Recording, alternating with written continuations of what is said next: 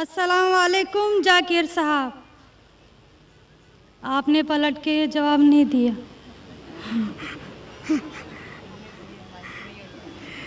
जी, मेरा नाम रेणुका है। वालेकुम अस्सलाम वरहमतुल्लाहि वबरकातुहू। जी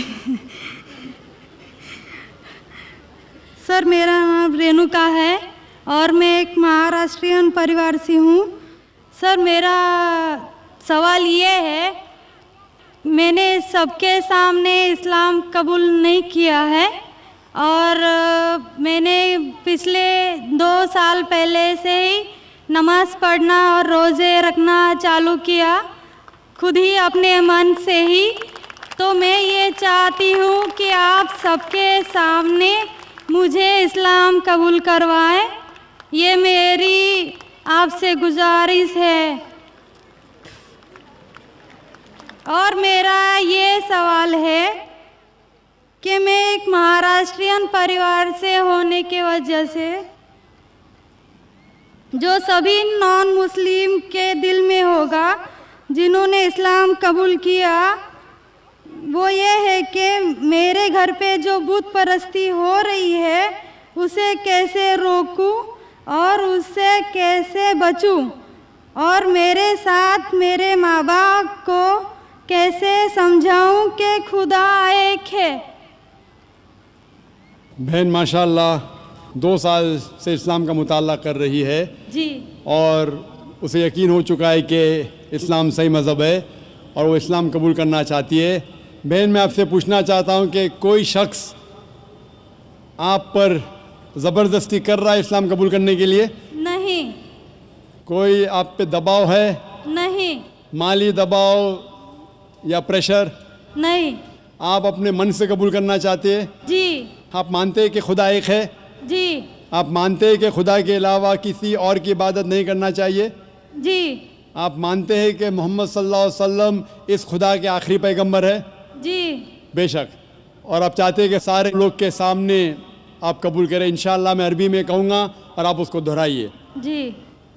अशहदु अशहदु अल्लाह अल्लाह इलाहा इलाहा इल्लल्लाह इल्लल्लाह व अशहदु व अशहदु अन्ना अन्ना मोहम्मदन मुहम्मदन अब्दुहु अब्दुहु व रसूलुहु। व रसूलुहु। मैं गवाही देती हूँ मैं गवाही देती हूँ कि अल्लाह के अलावा कोई माबूद नहीं और मोहम्मद सल्लल्लाहु अलैहि वसल्लम उसके बंदे और रसूल है। माशाअल्लाह, आप मुस्लिम हो चुके। जी, शुक्रिया। अल्लाह आपको जज़ाए खैर दे। और मैं कहूँगा कि मजमा कितने लोग हैं पता नहीं, 1 लाख से ज़्यादा लगते हैं। मैं कहूँगा कि सारे सामाइन से कि आपके लिए दुआ करें और अल्लाह आपके जद्दोजहद को कबूल फरमाएं।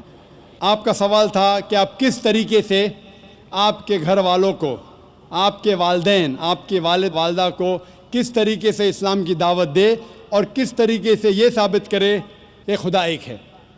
सबसे पहले जिस तरीके से मैं तकरीर किया हूँ, क्योंकि आप एक महाराष्ट्रन ख़ानदान से ताल्लुक़ रखते हैं, ज़ाहिर है कि आप हिंदू ख़ानदान से ताल्लुक़ रखते हैं। आप अगर मेरी कैसेट सुनेंगे, similarities between Islam and Hinduism, Islam और हिंदू धर्म में यकसानियत, मैं कहूँगा वॉलंटियर से कि मेरी तरफ से आपको एक तोहफ़ा दे। आप उस DVD को देखिए और वो DVD का मुताला करने के बाद आपके वालिदैन, आपके घर वालों से ये कहो कि आप जो यकसा है हिंदुइज़म और इस्लाम में, उसके ऊपर कम से कम अमल करो और इंशाअल्लाह अल्लाह सुब्हानहू व तआला आपके घर वालों को हिदायत देगा।